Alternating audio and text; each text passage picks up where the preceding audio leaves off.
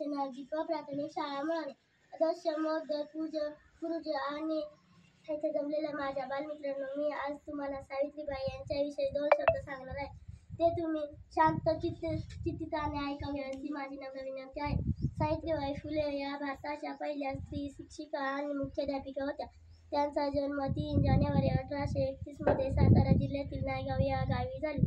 त्यांच्या आईचे नाव लक्ष्मीबाई आणि वडिलांचे नाव खंडोजी नेवसे पाटील होते. वयाच्या 9व्या वर्षी म्हणजे 1840 मध्ये यांचा विवाह क्रांतीसूर्य ज्योतिबा फुले यांच्याशी झाला. त्यावेळी त्या निरक्षर होत्या. ज्योतिबांनी त्यांना लिहायला वाचायला शिकवले. ज्योतिबांच्या सहाय्याने इसवी सन 1848 मध्ये पुण्यातील बुधवार पेठेत मुलींसाठी पहिली शाळा सुरू केली. त्यांनी मुलींना शिक्षणाच्या प्रवाहात आणून क्रांती घडवली. म्हणून त्यांचा जन्मदिवस बालिका दिन म्हणून साजरा केला जातो. काव्य फुलं, बावनकशी, सुबोध रत्नाकर हे काव्यसंग्रह यांनी लिहिले. सावित्रीबाई पुण्यात एक दवाखाना सुरू केला.